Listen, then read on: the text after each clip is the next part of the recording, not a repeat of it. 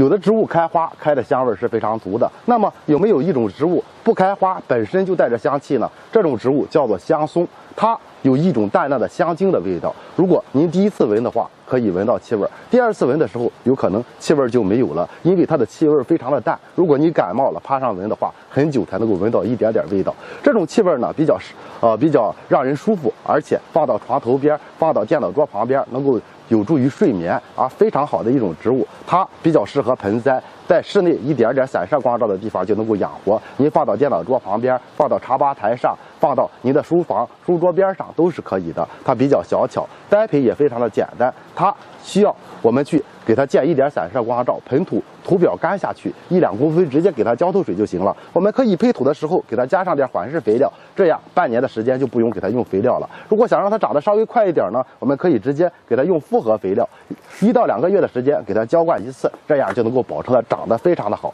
所以说这种植物自带香气，非常的好养，摆在室内非常的不错，而且有助于睡眠。喜欢的话可以入手一颗。好了，今天就到这里吧。